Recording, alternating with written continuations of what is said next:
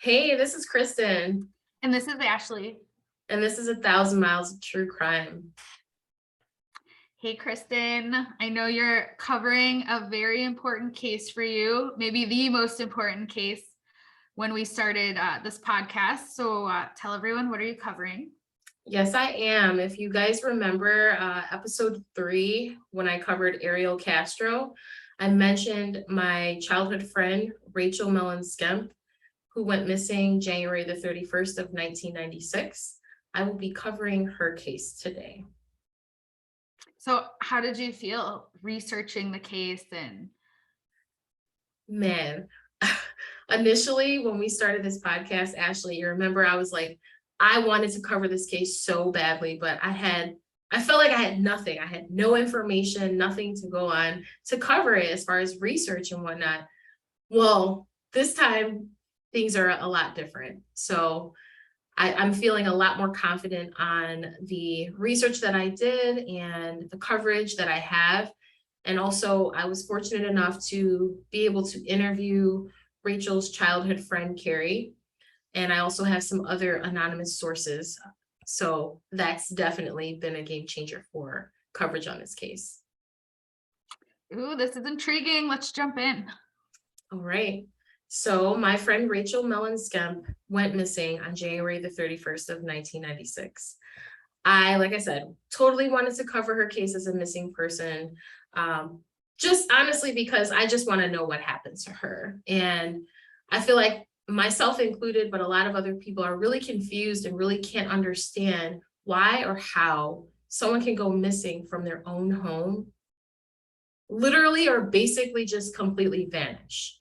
So I wanted to know what is happening with the investigation, what leads are police following, and really just try and figure out, can we find out where Rachel is?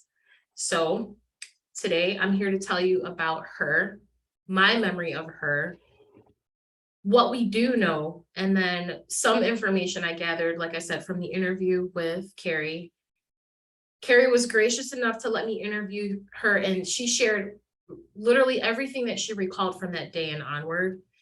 She's one of the biggest advocates for Rachel and, trying to solve her case and figure out where she is as well. Then we're going to talk about some theories that come to mind, as well as my own personal theories of what could have potentially happened to her, public theories, media, what they think. And, the ultimate goal, though, of today's coverage is to bring Rachel's case the attention that it needs.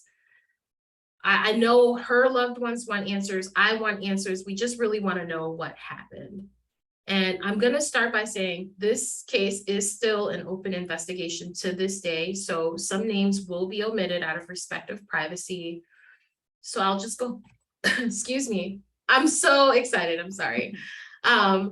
So what happened to Rachel? On one of the coldest days of winter, which was January the 31st of 1996, Rachel Mellon Skemp, who was 13 years old at the time and just a complete, beautiful soul, she stayed homesick from school with a sore throat. And her stepfather, Vincent Mellon, was not working at the time and was staying at home to take care of her and make sure she was okay. And he is the last person to see Rachel. Rachel hasn't been seen or heard from in 9,633 days. Wow. It's a long time. I'm sorry, what year was this again? 1996. 96. And am I supposed to instantly suspect her stepdad? Because I do. I think it's just a thing that everyone does. And again, everyone is innocent until proven guilty or whatnot, but it's hard. It's hard to not suspect. And wait. again, I'll let you get into your theories, but I have some red flags already. Yeah, absolutely. I'm going to start with her background. So Rachel was born October 13th of 1982, and her mom's name was Amy, and her dad's name is Jeff. So Amy and Jeff were married, and they things didn't work out between the two of them. So they ended up getting a divorce when Rachel was 3 years old. And even though they were broken up. Amy decided she was going to continue living in Illinois, and Jeff was like, Texas is where it's at. I'm gonna head to Dallas. So he heads off. And even though like they were not together, Jeff remained in contact with Rachel, and he really tried to maintain a close relationship with her. Not long after Amy and Jeff broke up, Amy met Vincent. I'll be calling him Vince throughout the course of this episode, Mellon. And Amy and Vince, they ended up having a son and a daughter together later. While Amy and Vince were actually living in Bolingbrook with Rachel and her siblings, Rachel was basically like the big sister. You know, she was a few years older than her siblings, and she was really tasked with like looking after them, protecting them, when her mom wasn't around. And she was just really like had a motherly, nurturing nature herself as it was. And, you know, she was babysitting them all the time, like most older siblings do. So from my interview with Carrie, the two of them, Rachel and Carrie, met through a mutual friend when they were in the 6th grade. And Carrie said from that moment on, her and Rachel just had this instant like connection, where they were always together, always doing things together, always hanging out at each other's houses. And Carrie didn't live that far from where Rachel lived. So Carrie says that she remembers Rachel being so full of life and such an incredible old soul who loved most things that most kids that age love, such as singing and dancing and being silly and having fun. But even more so, Rachel really valued the environment. She recognized how important science was and taking care of the environment. She loved recycling. As far as music, I remember personally that she loved all music, but Carrie distinctly remembers that she was a humongous Beatles fan, and just music in general was her thing. Outside of being a lover of music, she also was incredibly smart, on the honor roll, and just had like an infectious smile. She was always smiling. I really remember that vividly, how often she was smiling. Sadly, though, we didn't know that behind this beautiful, bright smile that Rachel had and like total loving spirit, she was hiding a lot. She was hiding a not so happy home life. From the time that Amy and Vince got together, Rachel and her siblings were basically witnessing their mother being abused by Vince. And not just on a physical sense, but verbally. You know, they were exposed to quite a bit. And in 1990, it's reported that Vince actually pushed Amy, Rachel's mother, down a flight of stairs during an argument. And you know how did the kids witness that? Yeah. Wow. So Amy, she, I guess at that point was like, I'm filing a restraining order against Vince. I'm tired of this. And so she did that. But like most domestic abuse victims, she later decided that she was going to drop it. And then this whole vicious cycle of domestic abuse, you know, it would just start all over again. So this was like a repetitive thing of Vince would be abusive and violent with Amy, and then she would press charges, the police would get called out, and then she would retract her statements. So just a very vicious cycle, and the kids are all witnessing this the entire time. Vince's patterns, we would think or I hope that, you know, they would change over time. Like, okay, you know, at what point are you going to stop being abusive and abusing your family? But they didn't. Nothing changed. Whether reports were filed and dropped, like I said, there were multiple reports. Police were constantly at their home. It still happened. So. And was this like a known thing? Did people kind of know this was going on? Do you know? Did your parents know or suspect? No. Okay. I had no suspicion whatsoever that there was physical abuse, and I would think from speaking to my mom and dad about like thinking back to when my relationship with Rachel was very present, and I was spending the night at her house and she was spending the night at my house. So if my parents felt in any way that there was going to be some type of violence, there's no way, Yeah. And that too was like triggering for me, because it's like, okay, did my family, like, they must have trusted them, Yeah. Yeah. and There's okay, no way your mom's letting you stay somewhere she doesn't trust them. no, absolutely not. So it's hard to say, but I know domestic violence victims, they do mask that about their lives. They don't, that's not something that's like, oh yeah, I'm with this guy and he Yeah. beats me up. It is something that is, I guess, private. Well, So you said too, Rachel's always smiling, and sometimes, that's part of it too, I think, is you to just pretend like you're always super happy and everything's so perfect and great.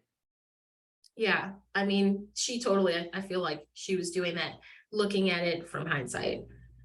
So, in a few of these actual arguments or incidents with Vince attacking Amy or being violent with Amy, Vince was actually had actually threatened Rachel a few times. And this is just my guess, but I assume she was trying to protect and maybe defend her mom, because she was seeing, like, he's just doing this over and over again. Like, when are you going to stand up for yourself? And I think Amy did. I mean, from what I recall about Amy, I think that she was, but I just think Vince just had some power over her. So Amy, she couldn't walk away. She couldn't walk away for whatever reason. I know that Rachel wanted to protect her mom, but I feel like Amy did not want to protect her kids because she kept continuing to go back. And it could have been fear. Maybe she was just really afraid. But in my interview with Carrie, she speculated that Amy possibly was jealous of Rachel. And I thought that that was really interesting, or a different perspective to have. She recalled that, like, Amy would buy matching clothes with Rachel. And so Rachel would, like, come out and be wearing something. And then Amy's like, oh, that's cute. And would go and put on the same exact shirt. And at what age is this? Like, you're a preteen. No, you do not want that. Like anything over 4, maybe. I feel like that was so strange to me when Carrie said that, because why would a grown woman want to dress like a child? But it does make sense, Hold on. So that was actually one of the theories too in the JonBenét Ramsey case. Do you remember that? Because that night Patsy wanted JonBenét to wear the same outfit as her, and she was like, "No way, I'm not doing it." And think about how much younger she was. I'm sure Rachel was like, "No, no, no, no." It had to have bothered her, but Carrie, the way that she stated it, it wasn't like she was making the statement that Rachel had said, that she thought that her mom was jealous for her. It was just an observation. And, she probably didn't think that at that time, but as Carrie got older, she's like, man, like, who does that, right? Yeah.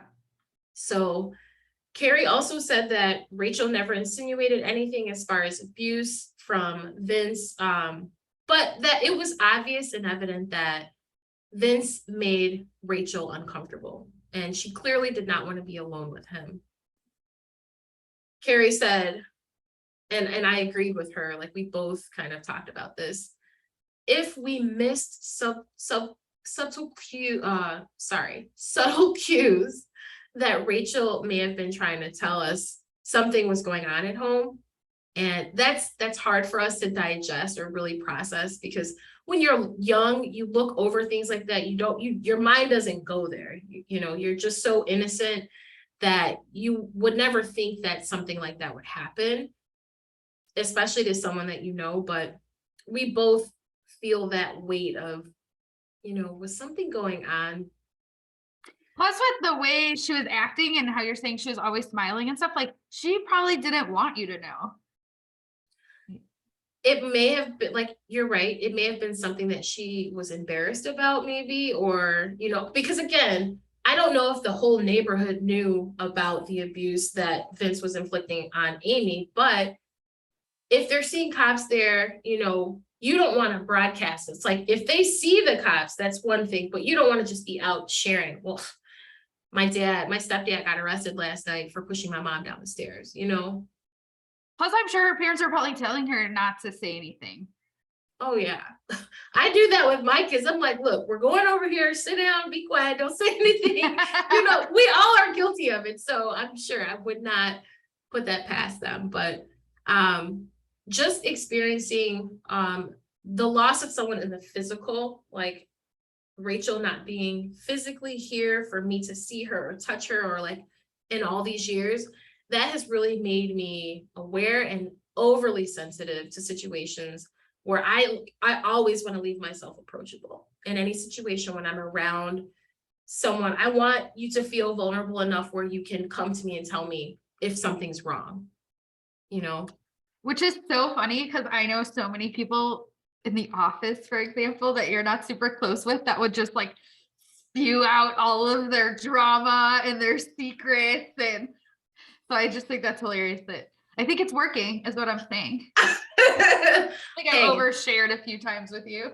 You know, I'm guilty of it too. But my lips are sealed. If you tell me something, it's gonna stay with me. So yeah. And then too, I am like that because you just never know who might be experiencing abuse in some form. And, you know, I just feel like if you can be that person's ear or shoulder or whatever, that's huge. That's really huge. So it'll always bother me. It'll always be in the back of my mind of, did I miss something? So now I will lead into my own personal connection with Rachel and how she came into my life. So in 1994, that's around the time that my family was doing renovations to our home. And so it was like tile work on the floors, tile work up along the fireplace. And my parents, they were just trying to get fancy. So Vince, I don't know if my dad met him at Century Tile in Bolingbrook. Like if he was just in the stores, you know, like just on his own, or if he was like an independent contractor. My dad hasn't really given me too much insight on how they met one another. So I was like, okay, this guy's coming over and he's gonna do some work at our house. So Vince is there, and he would occasionally bring his kids with him. So he had 3 kids, and Rachel was included, and we were around the same age. She's born, like I said, in October, and I was like, okay, let's hang out. And sometimes even Amy would come too. So it turns out my mom and dad become friends with Amy and Vince, and me and Rachel become super close. My younger brother and her sibling, one of her younger siblings, become close as well. Close enough so like that we're going to each other's houses, our parents are hanging out together. And I mean, I remember sleeping over at her house. I remember she had a day bed, and I was like, oh my gosh, I want a day bed too. I thought it was so cool. I don't know why, like day beds were a thing back in that time, but I also just remember how absolutely breathtakingly beautiful that she was, like just stunning. So she's, I believe, half white and half Filipino. Her mom is Filipino, and she just had she was just beautiful, beautiful. I remember singing with her all the time, and just like she had a very soulful voice. And we both, obviously, I still have this like I'm a big, huge fan of Alanis Morissette, and she was too. Our shared love of Alanis Morissette and that Jagged Little Pill album will probably never end. And yeah, I just, those were some of my most vivid memories of her. But the one that stands out and is super prominent is we spent a few days away at a camp one summer. And this was like, I'd say maybe the first or second time that my parents had like let me be away from them overnight, besides like Camp Edwards or whatever that you do in like 6th grade, which is like school organized. My school didn't have Camp Edwards. What is this? So Camp Edwards, it was like a 3-day trip away where you go out into the woods, like the whole 6th grade class or whoever is able to go, you know, And yeah. I look shocked. I'm like, what? No, Yeah. I could not see my 6th grade taking us anywhere. Yeah, that was what we did at our elementary school. Because I didn't go, our middle school was 7th and 8th grade. So elementary went up to 6th grade. So some middle schools are like 6th, 7th, and 8th. So this wasn't actually like a school related camp or anything. This was a camp, I guess, that Rachel's father was a part of. Is like, I think even related to some type of church organization. And so Rachel was going to this prior to me going the first time. And so my parents were like, yeah, we're going to send our kids too. Like, that's awesome. We get a break from, 2 of our 3 kids. Sure, we're going to send them off. And so I just remember going on this trip, having the most amazing time. And I actually got bit by a spider on this trip. And I had a ridiculous allergic reaction. Like, my thigh doubled in size. So that's why I know. I was like, it was discolored too. Like, it turned black. It was so bad. Not bad enough for my parents to come get me from camp. But they're like, is it life-threatening? No? Right. Okay, she'll be fine. But that's neither here nor there. So I remember after getting bitten by this spider, walking to the camp nurse with Rachel, and she was just walking alongside me. And as we're walking through the forest, it's daytime and the sun is beaming and shining through the trees. And I just remember like the sun hitting just right. And it was one of the funnest, most memorable summers ever. And then that's it. That's all that I remember about Rachel. It makes me sad because I wish that I had held on to more. Yeah. I can't remember. I can't. It's crazy. So now I'm going to talk about a piece that I feel is important. It's in regards to Rachel kind of being a runaway. And I want to preface it with being a witness and a victim of abuse is obviously traumatizing, especially for a child. In 1995, while Rachel was babysitting her siblings, something happened and was broken in their home. And Rachel was apparently so afraid of the punishment that she would have faced, like she was freaking out, thinking, I'm going to get in trouble for what my younger siblings did. So much so that she ran away. Okay. How old is she in 95? 12. 12. Okay. And you know how, like, when you experience trauma at different levels of abuse, of witnessing it, it can create some like post-traumatic stress disorder, like without a doubt. And I feel like it's safe to say that Rachel running away, and I say that in air quotes or loosely, is because I don't know if it was really that she was running away. I think she was legitimately scared. Yeah. And so I don't know if you like had moments in your childhood where like you got angry and you're like, I'm leaving, I'm running away. I did. But I feel like it was very exaggerated, So I'm trying in my mind to envision what running away at 12 years old looks like. And so it's like, okay, I'm going to pack a bag and I'm going to be like, peace out, guys. I'm running away. You guys have made me mad. I'm out. Slamming the door and like leaving, making so much noise and like a rumble, like so that someone is going to pay attention and look and be like, where does she think she's going? So that someone actually notices that I've left the house, right? But no, I don't think that this is how it went, for Rachel. Maybe she was gone for a few hours, but you're gonna go home, right? You're 12. You're not gonna, where else are you gonna go? Rachel was gone for 12 hours. That's a long time. That's a long time to not know where your kid is, It's unclear on whether or not it was reported to the police. But it's like, did you call the police? Did you go looking for her? Because Rachel actually ended up sleeping outside of a friend's house. Oh, wow. So she slept up. So it was overnight. She was gone the whole night.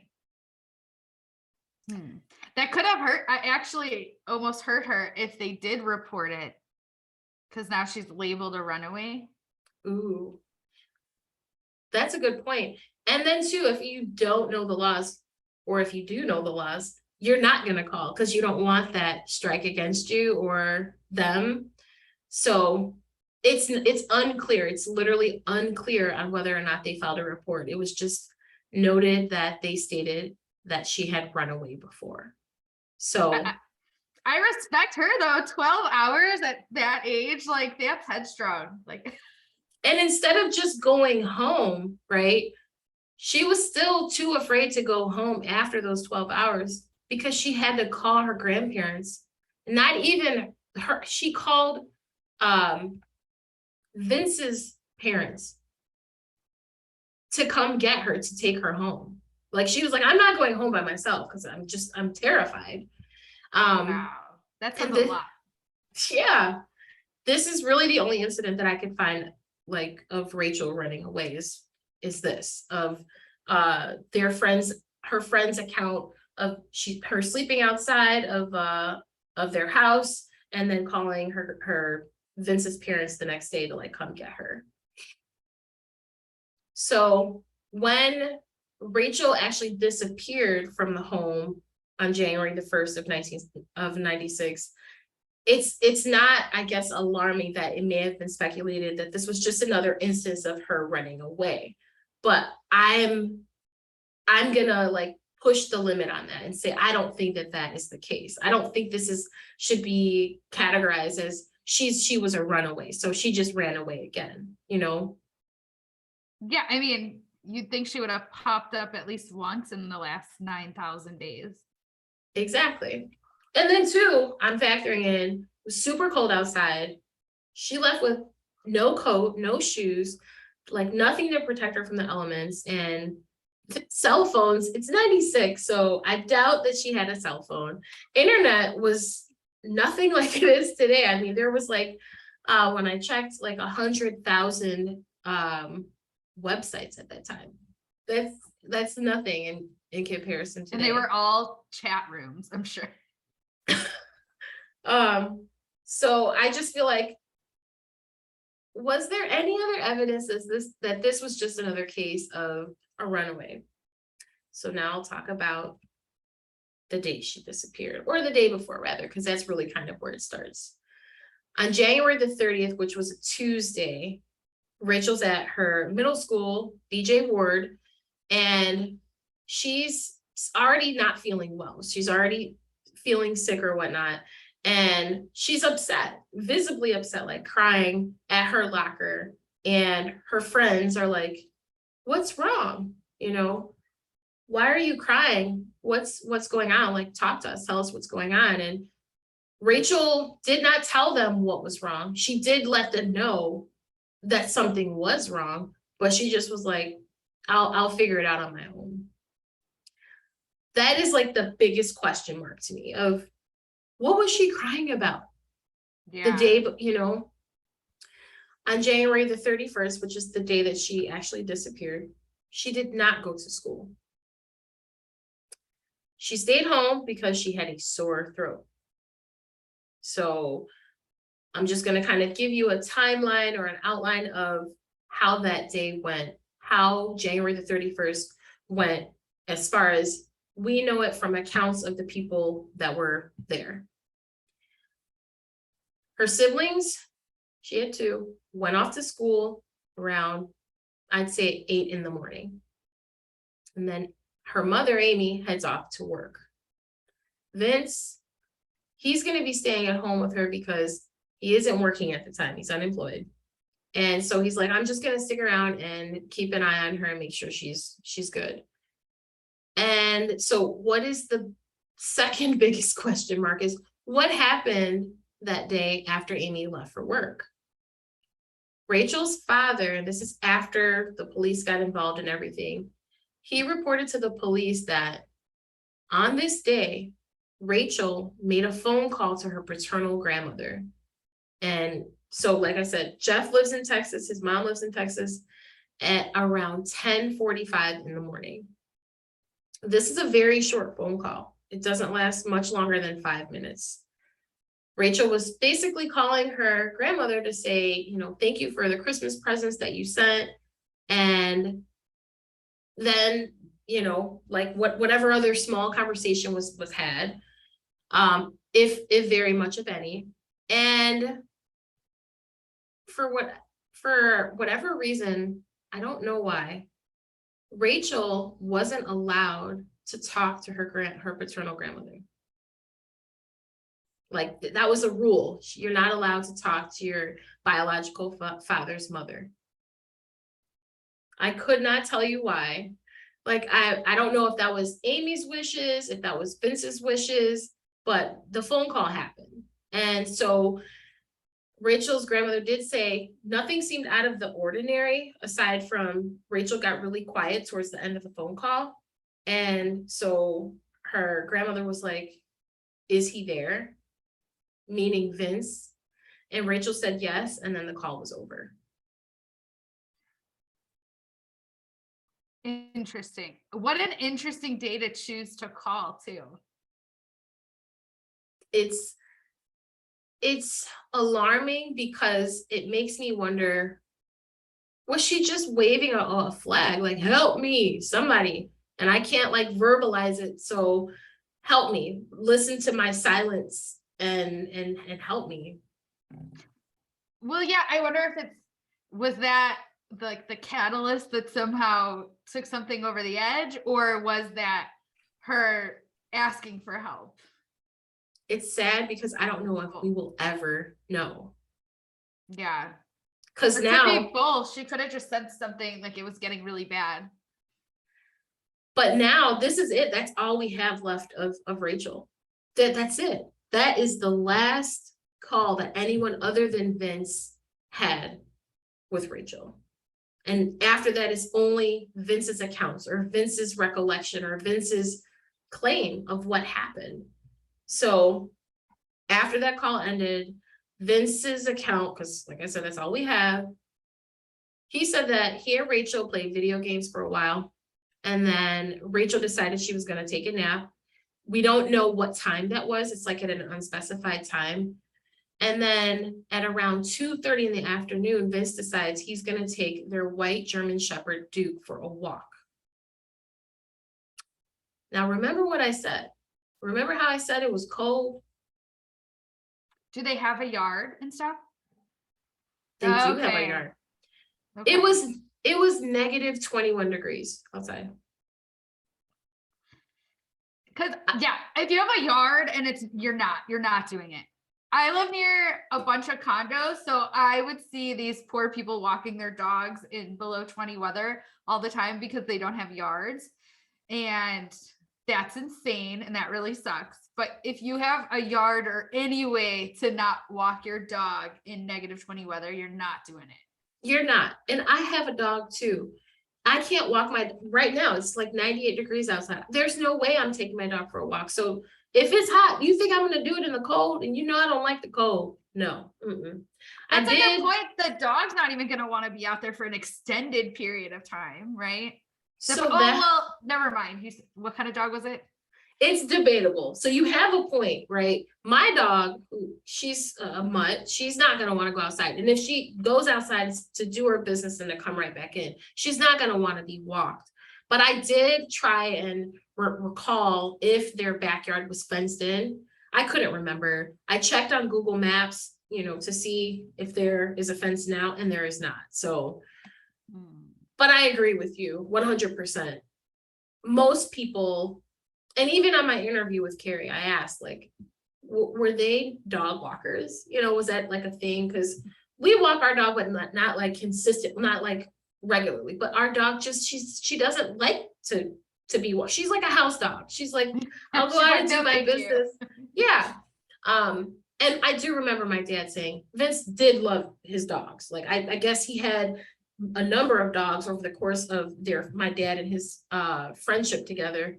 He loved his dogs, is what my dad said. But I can't see anybody going out to walk the dog in negative 21 degrees. I don't.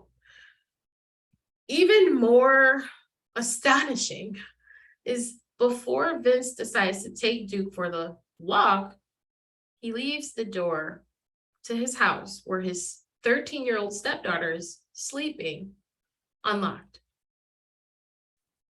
Yeah, I said that. Unlocked. Anything could happen. I'm sorry. And granted, in 1996, I'm pretty sure that our parents all left the doors unlocked. It was just a different time. I was gonna say, I don't think it's that weird. I think in my house it was like that. Yeah, no, I agree. But this is his account. This is his account. Now your stepdaughter, she's gone. She's missing. You know, I don't know. I took that as a lesson, and I don't know. I maybe can't relate because I live in the now, but still. And then too, it's negative 21 degrees outside. He's probably thinking, who's gonna come by? Who's gonna come by? There's crazy people in this world. We know this. You and I know this. Yeah. I do always say the safest time in Chicago though is when it's like negative 20 degrees. So don't nobody want to go out in that. Yeah, nobody wants to go out in that. Come on. Yeah. So while Vince is walking Duke happens to dash after a rabbit or a squirrel and gets a loose. So now Vince is spending some time trying to find Duke, catch Duke, to bring Duke back home. And I guess it was just too cold, which is why he should have had the dog out there to begin with. So Vince just goes back home and he's like, all right. When he gets home, he does not go and check on Rachel. It's like, it's not of importance. So Vince is saying, he's now giving his timeline. He says he returned home from walking Duke around 3. Then one of Rachel's younger siblings is getting out of school from Tibbet Elementary around 3:15. And so I did a guesstimation of the walk from Tibbet to Rachel's house. It's about an 8-minute walk, but I don't know if they're cutting through yards or whatever. So it might be way less than that. So I'd say give or take that amount of time. Rachel's sibling gets home and goes to check on their sister, because it's like, all right, I want to see if Rachel's okay. And Rachel is nowhere to be found. The sibling proceeds to tell Vince that Rachel is not in her room. But Vince does not seem concerned at all. At all. Yeah, I saw that eyebrow raise. What are you thinking? Well, I think you seem very suspicious that he didn't check on her when he got home. I'm not suspicious about that at all. My dad never would have checked on me, just to be honest. Like, there's no way he would have checked on me when he got home, probably. But I think the second one of my brothers is like, hey, where is Ashley? She's not in there. Then he would have had some questions and he would have been concerned. It wouldn't have just been like, oh, maybe she took a walk on this sick day, If anything, he would have been like, you better get your ass home. But it's negative 21 degrees outside. Yeah, I mean, that too. But I'm also confused. Did he let his daughter walk home in negative 20 degree weather? That's also, I don't know. I can't confirm or deny that. I mean, I don't know if she took the bus or something, but yeah, it all seems suspicious. Especially just, you're not gonna let your kid go out on a negative 20 degree weather day when they didn't go to school because they were sick. Very good points. Yes. I will say that I lived about an 8-minute walk from my elementary school and my high school. And we walked, baby, in the cold, in the snow. Yeah, we walked. That's true. Do you remember walking in like snow and it coming up to your knees? I remember that. Yeah. Okay, so I took the bus a lot, but yeah, I do remember that. They weren't canceling schools back then. It didn't matter how cold it was. So, No. all right, I'll get back to it. So now the timeline, it's now sometime between 4:30 and 5 p.m. The dog Duke has been returned by some unknown individual. Like, I don't know if they were ever able to identify who this person was that brought the dog home, but it was said to have been a realtor that knew that Duke belonged to that household. So that was why they brought it back. And then Amy is getting home from work around 5. So everyone's like, where's Rachel? And I'm thinking, granted, yeah, there weren't cell phones, but like, there was no way to communicate that after 3:15, 3:30, when your other child said Rachel's not in the house, to communicate that in some way to Amy. To me, that is like questionable. And you haven't made any calls, you haven't looked around. I mean, you mentioned that she didn't have her coat or anything, right? So like, I think for me, I would have started to check things like that. Like, does she have her shoes? Does she have her coat? I'd be checking too if she's really sick, did some, I don't know. Is she somewhere around the house even? All of these things are things that I thought, I'm sure investigators thought, but it just seemed like Vince didn't care, or like, because he took no action whatsoever from between approximately 3:30 until 5 of trying to figure out Rachel's whereabouts. It was not of concern to him. And I would think, me putting myself in Amy's shoes, walking in after work, like, where's my kid at? Where's my daughter? So and she's your sick daughter right now too. So I assume you're like, probably you want to check on her right away. I mean, when Petey's homesick, when I was like in office and things, I would call and check in, like, hey, how are you feeling? What's going on? Granted, it's a different generation, it's a different era, but man, I wish things were different. So now Amy's home. She's like, obviously my daughter's not here. She starts calling all of Rachel's friends, asking, do you know where she's at? Have you seen her? And her friends are like, she wasn't in school today, so no, like, we haven't seen her, we haven't talked to her. And it's at this point that Amy decides to go ahead and call the police. And I really just can't stress enough, but time has passed. Like, no one other than Vince at this point has seen Rachel since Vince's claim of seeing Rachel sleeping before he walked the dog Duke at 2:30. And if we really like look closely at that timeline, that means it's more like between about 10:50, which is when the call to the grandmother is ended, to about 5 p.m., which is when Amy got home and the official search actually begins. That's a long time. That's a lot of time to do a lot of things. I say the time from the other sibling getting home from school up until Amy gets home from work is because you could just send a kid in a room and say, hey, stay in here, close the door, don't come out. I'm busy, I'm doing something, where that other sibling is preoccupied and not paying attention, or not, you know what I'm saying? They're not disrupting you from whatever it is that you're doing. So I just feel like a lot of things can happen in that amount of time. So, like I said, the police are called. The police arrive on scene about an hour after the call, supposedly. They are like, let's see what is missing. All right, we know Rachel's not here. Well, Rachel's coat is there, her shoes, her purse, basically any item that anyone will put on before going out in the cold is still in the home. And then can we go back for 1 second? Did you say it took the cops an hour to get there, or are you saying it took them an hour to call the cops? Well, it took the cops an hour to get there, to get to their house. To a missing child? This is again Amy's account of, there were interviews and articles that I found where she was upset that it took them that long to get there. I'd be furious if it took an hour when my kid was missing. Same. Absolutely.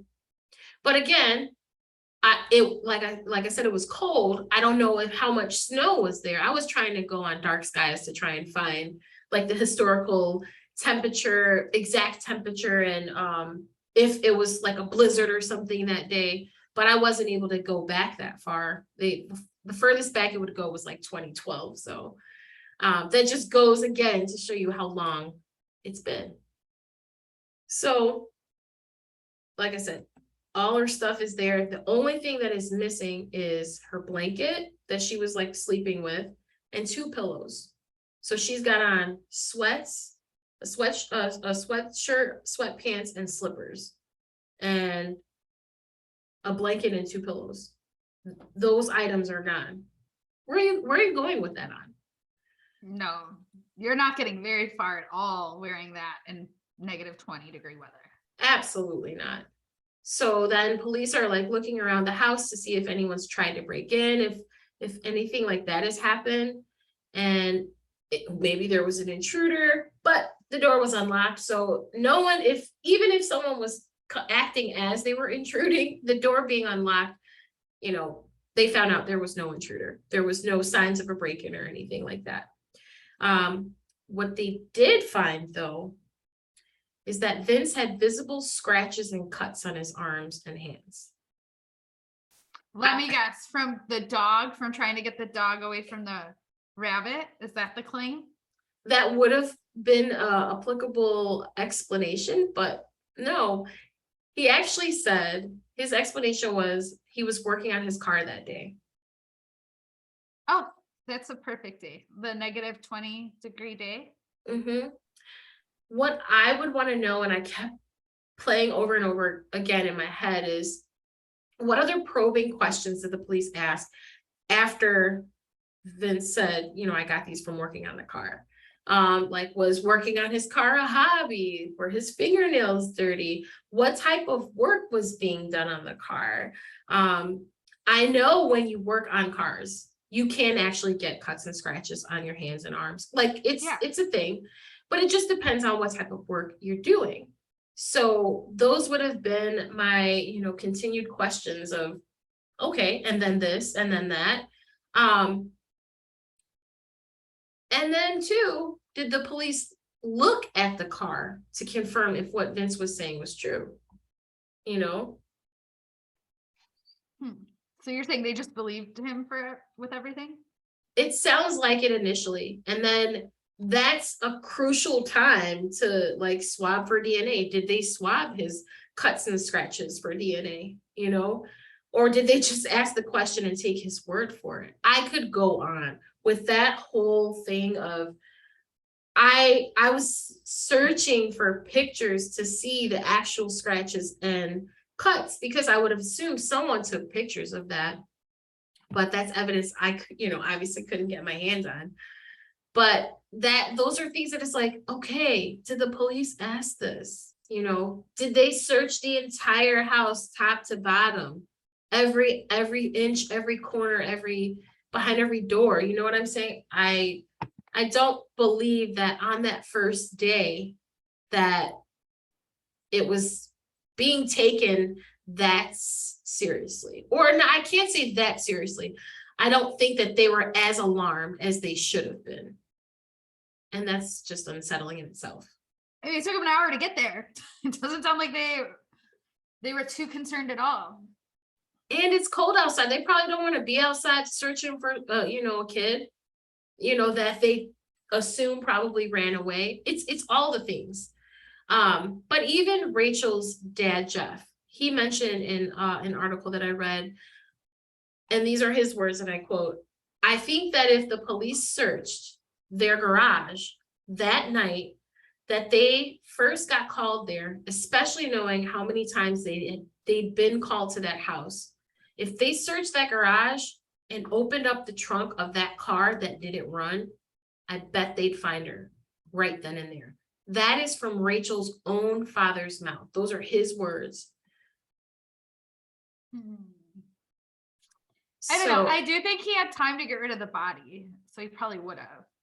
Oh, but when I get to the theories, you're gonna be like, yeah, That's a strong possibility. I agree. That's, even if it's cold, you can't really bury a body, right? The ground is Yeah, it's too basically cold. frozen. Yeah. But what would you think, what would be the alternative to dispose of a body? Dump it in water. That's crazy. I don't know. I grew up by the canal, so that's where they used to dump the bodies in my town. Yeah, her house is surrounded by multiple bodies of water, a river, ponds, you know, there's forest preserve. I mean, Yeah. it's so bad. Unfortunately, yeah. It's so bad. That's So true too. You could go to like a forest preserve. There's probably not going to be anyone out there. It's that cold. which even like the whole the dog got loose because it was chasing a squirrel or a rabbit. I'm like, what squirrel and rabbit's gonna be out in those temperatures? I don't know. Like, I don't know. I'm not a veterinarian, or I'm not like this animal person, but I'm like, the dog really was chasing a squirrel or a rabbit in negative 20 degree. No, really? I don't know. So the police continue with their search of the house, and they're also searching Rachel's room. Police, they aren't jumping to conclusions. They're not making any like accusations at this point. It's looking a little bit suspicious, I'm sure, but like they have nothing at this point. And they're also factoring in what Amy and Vince told them, that Rachel had run away before. So now they're doing some deeper searching. And Carrie said that her and her friends, Rachel's other friends, were out searching with their flashlights. She said it was ridiculously cold. And, you know, they were all really just trying to find Rachel.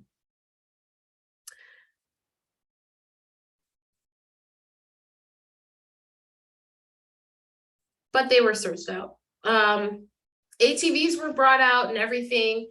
They were searching high and low, bodies of water. Sonar technology was used, but nothing was found. And I don't know if you know what sonar technology is, but do you know what that is? It's for, well, fishing people use it, right? Fishermen and stuff. Actually, search and recovery people use it too when they're looking for missing people. And they've been doing that for a long time. Yeah, definitely. But that's what it is, right? To see in the water, or am I wrong? Yeah, it allows the search and recovery team to like scan waterways quickly to see if there's like an image of the bottom without there being like a bunch of mud and cloudy water or whatever. So that all was done in 1996. But I'm sure as of now, like from then to now, there's definitely been some improvements or advancements in, you know, technology. Everything. So exactly. So I really would love for them to retest those areas that were already searched, as well as any other respective new areas, because you don't know. And I get a lot of time has passed, but I just feel like time has passed and technology has changed. Let's get this retested and see if we can uncover any additional evidence and see if we can find Rachel. So now it's a few days after the 31st, and they're like, Rachel, if she did run away, she would have already succumbed to her, you know, she wouldn't have made it in these temperatures. It's just too cold.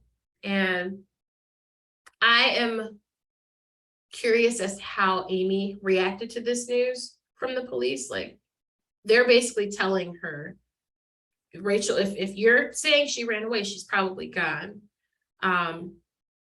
The interviews really don't show enough of Amy's reaction. I just felt like, I don't know how you gauge how someone will react to their child being missing, but the video clips that I did watch, it was so hard to really gauge like how she was dealing with it emotionally. And even furthermore, she was standing by Vince. She was standing by, he had nothing to do with this. This, you guys are wrong. You know, I don't care if he has scratches on him. I don't care if he's got a history of domestic abuse. He didn't do this. So the police obviously are suspecting Vince. He's their prime suspect, of course. And he's the last person to see Rachel. From the search of Rachel's room, police happened to stumble across Rachel's diary. And not only that, Rachel had a book wedged between her mattress that had a steak knife in it. That's very suspicious. Yeah, I don't think I was sleeping with a knife under my mattress at that age. The knife was tucked in between a book called Daddy's Kisses. And that's just unsettling. Even more shocking, an entry from Rachel's diary just a few months prior to her disappearance. Rachel writes that Vince kissed her and touched her inappropriately. Amy, what are you thinking? What are you thinking? Because if it's me, the police are going to have to detain me. They're going to have to detain me because I'm going to try my best to kill Vince. If I'm finding this out, I don't care. I don't care what the explanation is. I don't want to hear it.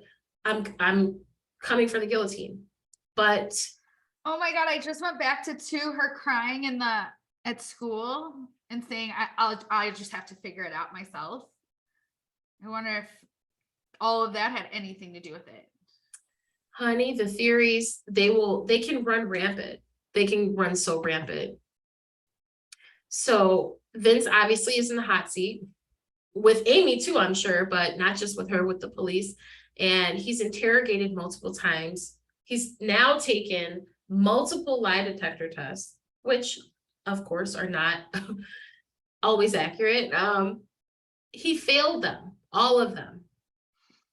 And that was in anything related to do with Rachel's disappearance, as well as abuse allegations. So I'm not saying I'm 100% for lie detector tests, but I mean, he failed multiple. I do find when people do lie detector tests, like if it comes back negative, we're like, well, anybody can pass the lie detector test. And then when they fail, we're like, I knew he did it. I knew he did it. It could go either way, but I had a conversation with a friend who used to work as a defense attorney, and she's like, you have no idea like how wrong they could be, and that's someone's life. But I'm not trying to hang Vince out to dry, but I'm just really saying I don't see any other, who else did this. So I mean, let's just take a second. So what are the chances? I mean, maybe she ran away. She was in a horrible situation, but I think the intruder theory is out, because what's the chances that your abusive molester stepdad just so happens to take a walk and leaves the door open, and then someone else comes in as an intruder and kidnaps you? What? I don't have any stats on that, but I'm guessing. I mean, the cops have to believe it's Vince, right? Like everybody but her mom. Is that what you're telling me? Okay. Like everybody. So so this must just be one of those cases where the cops are like, why would we research it or investigate it? We know who did it. We just can't prove he did it. I mean, I think more than anything, it comes down to if he harmed her or did something to her, we don't have a body. So it's all circumstantial. Yeah. And you know how that goes. So it's just really, really hard to try without a body. It is. And then too, I'll get into it, but I felt as though the other evidence that they did have, like the journal entry, just his history of abuse, like they should have been able to pin something on him to kind of hold him and make him feel pressure. I don't know. But whatever it wasn't enough. And Amy, granted, like I said, she stood by her man. She did temporarily separate from Vince shortly after Rachel's disappearance, but they ended up right back together. So it's really sad. But a few years after Rachel's disappearance, Carrie said that Amy and Vince sold the house where Rachel disappeared from. They moved to Joliet. They gave away all of her belongings to Goodwill. All of her belongings. They don't even know if she's dead. In theory, they don't know.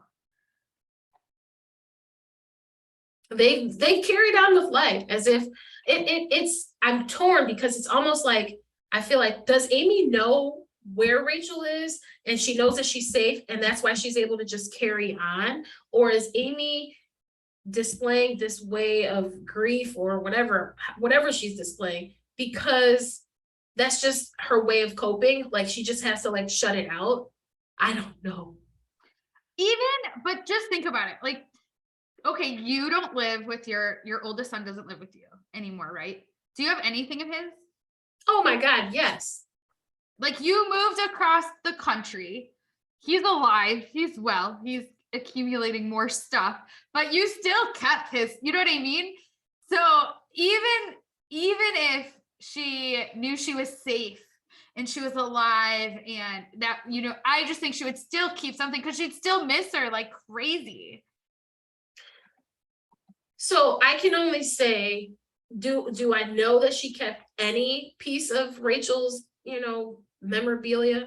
She might have, but I'm saying the majority of her belongings she gave away to Goodwill. And I just think, I don't think if my child was not here, I would not be able to part with anything.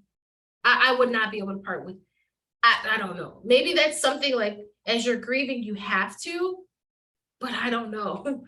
I don't know if I could do it. I don't know if I could do it. Everybody's different.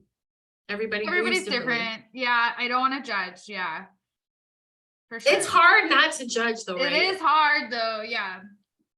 So I do want to say the police also at some point in the investigation early on were thinking, did Rachel's like family members try and get her out of the situation that she was in, like, you know, her dad's family, because they knew about the abuse and stuff like that. So did they maybe like try and rescue her?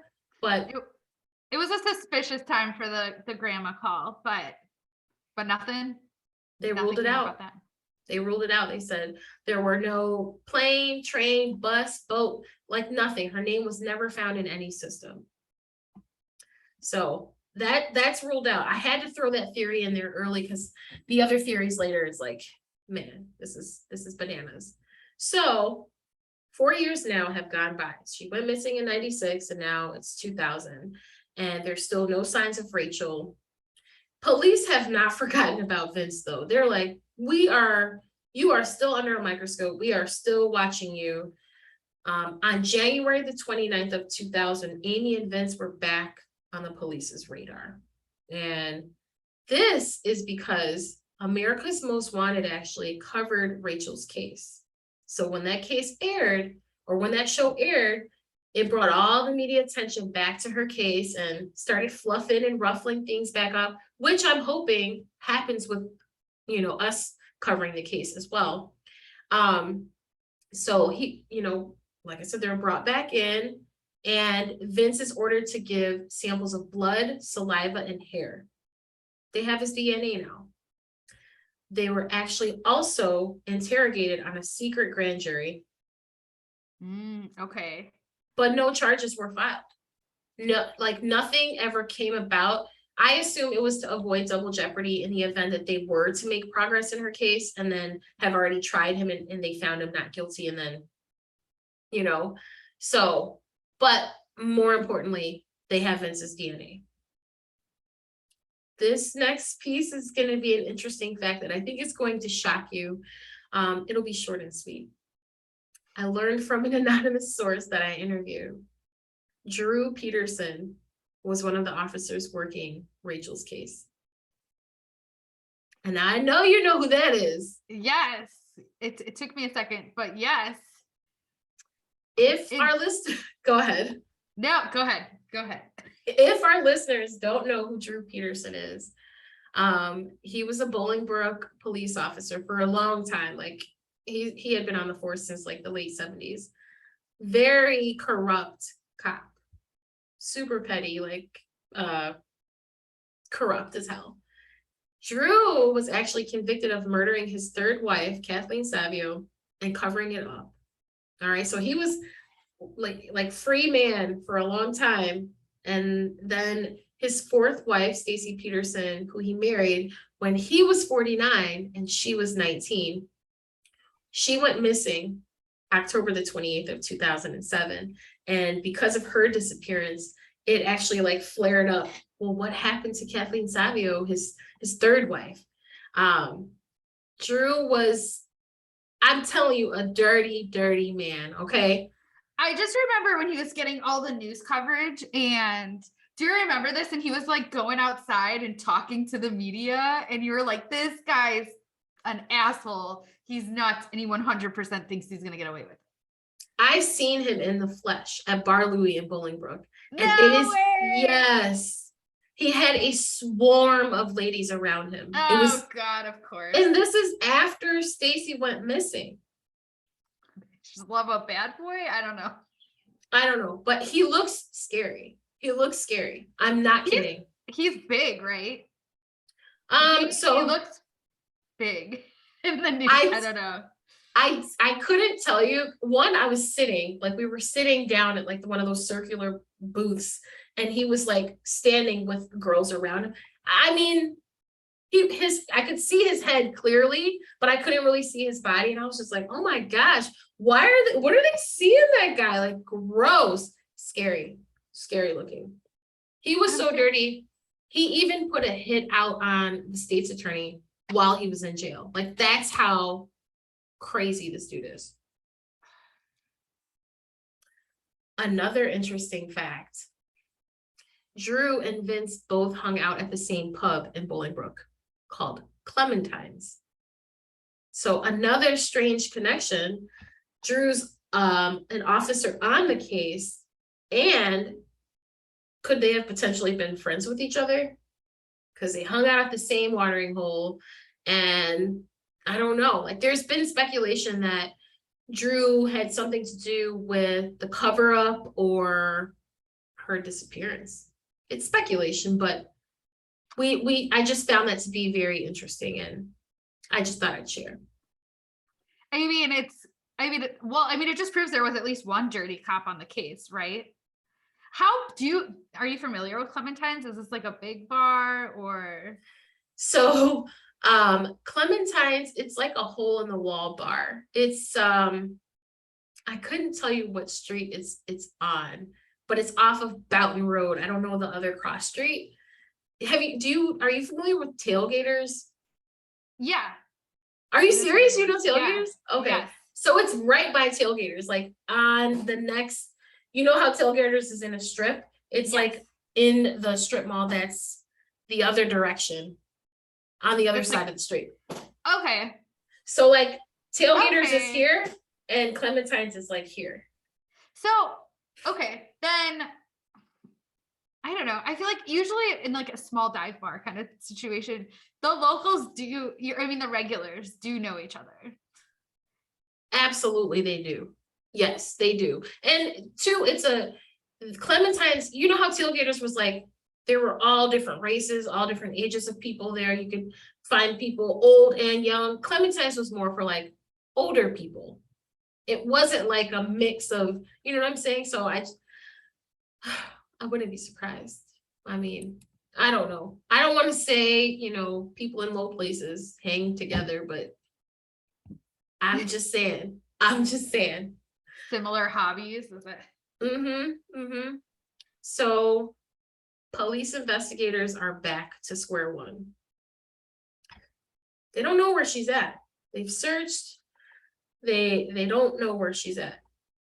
Well, in my research, I came across a few articles where Amy has claimed that in March of 2001, Rachel called her phone 3 separate times in the span of 3 minutes.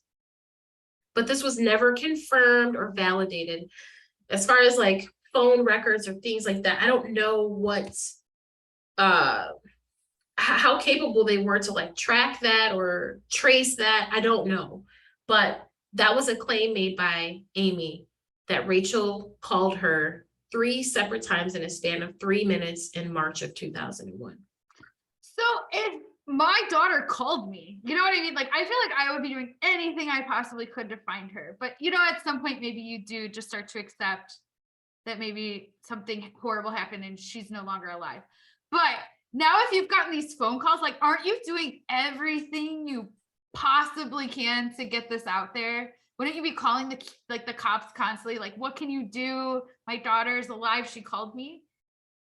I would be eating, sleeping, breathing, everything to find my child. I don't think I would be able to go back to work. I just, until I have some closure, and I pray that nothing like that, that I never experienced. I wouldn't wish this on my worst enemy. I don't have any enemies, but I'm just saying, you know, I don't know. I would not be able to carry on. I would be eating, sleeping, living, breathing until my child is found, alive or dead, period. Yeah. But that, aside from that, there were no other confirmed claims of contact from Rachel that have been made. And so again, that claim of March 2001, I don't even know if it was proven to be factual.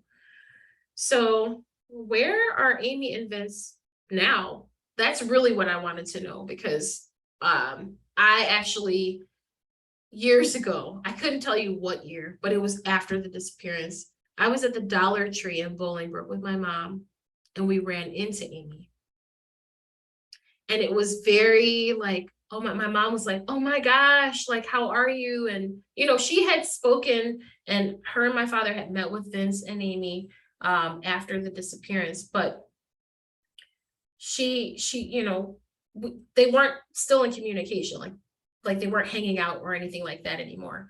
And so when my mom saw Amy, she's like, embraces her and hugs her, and it's like, oh my gosh, are you okay? And, you know, are there any new updates or details on the case? But no, and Amy just seemed like okay. So that's a bit about Amy. But from all of this stuff happening, and Vince being in the media, Vince having like this history of abusing his family, I was like, this man is gonna calm down. Like, he's gonna get his act together and chill with the abusive behavior, clean his act up a bit, maybe not do things to like intentionally draw attention to himself. But no, he didn't stop. His abusive behavior continued. And in 2003 and 2004, there were some abuse charges against Vince, and he was arrested. He got physical with Amy again, and he even was physical with one of his children, who was only 15 at the time. So it was like nothing's changed. And then in 2005, Vince was leaving, do you remember Crazy Rock? It's a strip club in Romeoville, or it was. No, I do not. It got demolished, but Vince actually got into a car accident that landed him arrested and with a DUI. And so that's 2005. And coincidentally, the person that he actually got into a car accident with worked for the Patch. And I don't know, you know what the Patch is, right? Yeah. It's an American local news and information platform, basically. So, like, you know, where people go to read about their local town, what's going on. It's where they go to find out the good Halloween and Christmas decorations in the neighborhood. Come on, that's what I use the Patch for.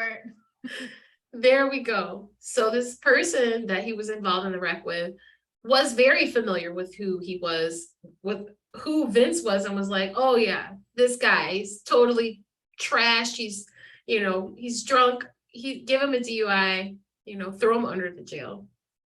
And most recently, the most recent is that Vince got a DUI in 2017. So nothing's changed. He's still, you know, unfortunately abusing people and abusing alcohol. And Amy is still standing by her man, Vince, and, you know, his claim of innocence, and they are still together. It is just the two of them. And where they are now is They were last known to be in Tennessee somewhere, just living their lives like nothing. And here we are. We have absolutely no idea where Rachel is. Wow, that's horrible. And I mean, at this point, he's probably been abusing her for so long. I don't want to give her excuses or anything. It's her daughter, but I don't know what she believes. I'm just wondering, I want to know what her theory is. Like, what is, you know what I mean? What do you think happened to your daughter? Yeah, I wish we knew. I wish I could be inside that woman's head. Well, I can't be in Amy's head, but her father, Jeff, he's been in the media. He's done what I would have done. He's been in the forefront advocating for finding his daughter. And I know that him and other members of all sides of the family, that goes from, Amy's to Jeff's to even Vince's family, they want to know where she's at. And I'm here to fight to know where she's at. That's what I want to do. And I hope everybody that's listening, if you know anything about this case, please, please, please call Bolingbrook Police and let them know what you know. I'm going to close it out with the potential theories. And I'll start with the most obvious theory, which everyone could just say, this is what happened. That Vince sexually assaulted Rachel, that she fought back and he killed her and disposed of her body. That's probably the most common one. Another one is that Rachel left on her own. Like, she was just like, I'm done. I don't want to be here anymore. I'm not liking the way that my life is right now. I'm out of here. I don't know how I feel about this one, because I feel like, I don't think, if she felt that her family was in danger, I can't see her leaving her siblings to kind of face the brunt of that. Even if the only issue I have with that theory is because I could see her thinking, I'm the stepdaughter, I'm the one not safe here, and leaving. But she's how old again, at 13? Like, she's not finding a way to change her identity and do all of these things to survive on her own. Like, she would have popped up by now unless somebody was helping her. And even then I have a lot more questions too. Like, how did she get that sort of contact at 13? That's a theory though. Carrie, let's see. Let me find the other one. Sorry, I'm bouncing around. What you're saying is that, like, maybe someone helped her or something like that. There is a theory, because there is a lead that investigators were following. Rachel had a friend named Autumn. I don't have this Autumn lady's last name, but they were tracking down this lead with Autumn to see if she knew something, but they couldn't find her. And that's really all that I could find on that lead. But they were saying it's possible that either this Autumn person connected her with someone that could help her escape, or that could unknowingly maybe put her in harm's way, like sex trafficking or, drugs, or, you know what I'm saying? Like, not the ideal situation. You're running from one bad situation, but to go to a maybe far worse one, I don't know. That's another theory. Another is that she willingly left because she was sick. Like, she was just disoriented and, like, walked out, no shoes, no coat, no nothing. She's just disoriented and succumbed to the weather. Like, it was just so cold, and they just haven't found her. She fell in a lake or something like that. That's another theory. I mean, it's a plausible theory. I just find it very hard to believe that no one would have found her or her body at this point. I agree. That's a populated area. It's not like she lives in the middle of nowhere and you're like, geez, she could have walked anywhere in these woods. We'll never find her. I mean, that's not the situation. I agree entirely. I looked at the map around her house and I was like, no, someone would have seen her. It was too cold. She wouldn't have even been able on foot to get far. So Yeah. These are just the theories that are out there. So another is that Carrie and I kind of wondered this, like, did Vince get Rachel pregnant, or, like something like that? And like, how are you going to dispose of that? Like, what are you going to say to the doctor when you take that 13-year-old, if you're trying to abort it, or, you know what I'm saying? Or like, what are you going to do? He's probably freaking out and did something to her. And my theory, Carrie and I talked about this too, was that what if all that time wasn't even needed? Because, and I tried to find this information, garbage day in Bolingbrook on this day. Because if it was garbage day, he could have gotten rid of her body right away. You know what I'm saying? Yeah. He could have, and then had all this time, because they're not looking in dumpsters. They're not looking in, at the, what do you call it? Where do they take the trash? I'm drawing a blank here, Ashley. The dump. The dump. Like, are they gonna go out there and look for this girl because it was garbage day and maybe he did do something with her body? Like, I really went down that road and I was like, I'm not able to find anything from 1996. I was really struggling, but I was trying to determine when was garbage day, when did garbage, what time was pickup done? Because if that was the case, then he had plenty of time. You know what I'm saying? It's like, all right, got her, did what I did with her, and now I'm just gonna dump her, and the trash guy is gonna pick her up before anybody knows or realizes or recognizes anything. I don't know. Again, theories. And then I know this sounds crazy, and it's a reach and it's a stretch, but there are crazy people out there. Could some crazy psycho who was living in their neighborhood have been watching their house and saw an opportunity and was like, oh, this guy just left. I bet you he didn't lock his door. Saw it as an opportunity and seized it, went into the house, got Rachel, took her out, and, he's been holding her captive in his house all these years. And like, it's somewhere like remotely close to where she disappeared from. I mean, you'd really have to be stalking someone to know, okay, she didn't go to school today. I know that because I stalk her. And then also be sitting out there and know that the door's unlocked because they've already checked everywhere else. They don't think it was a break-in. So they would have had to have just known to check that door. But there's crazy people. Totally. Yeah, there is. I don't want to say it never could happen.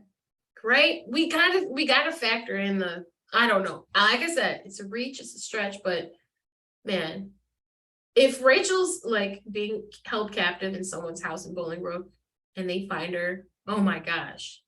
Oh my gosh. I mean, we've covered similar, you know what I mean? So it could happen, but it very well could. I don't think that's the theory I'm going to subscribe to, though. And then the last theory is, was Rachel sex trafficked and somehow taken to the Philippines where her mother was from? I don't know. I hope that us covering this, we find out.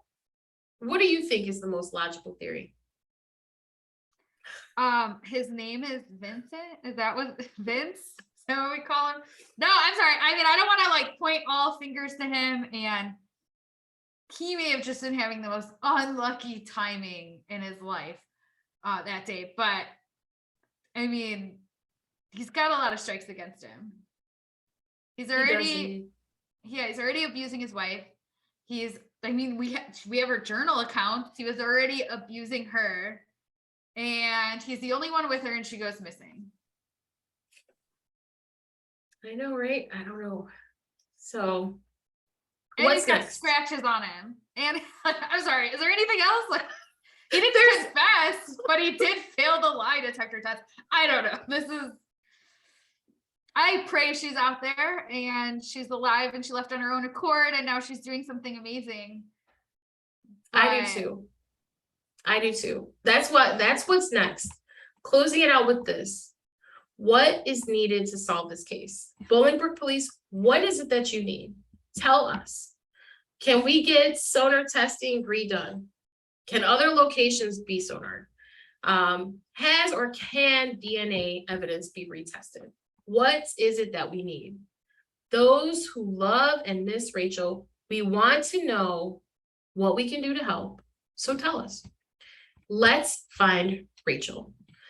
If you know anything at all about Rachel's disappearance, please, please, please, I ask that you contact the Bolingbrook Police at 630-378-4772. There's also a $10,000 reward. So I'll leave it with that. Thank you guys so much again for listening. You guys know how important this case is and how personal it is to me. So I appreciate, share, subscribe, like, tell your friends. We appreciate all of your listens. And reach out if you saw Vince walking the dog that day, because I don't believe it. Yes, what Ashley said. Thanks, everyone. Bye. Bye.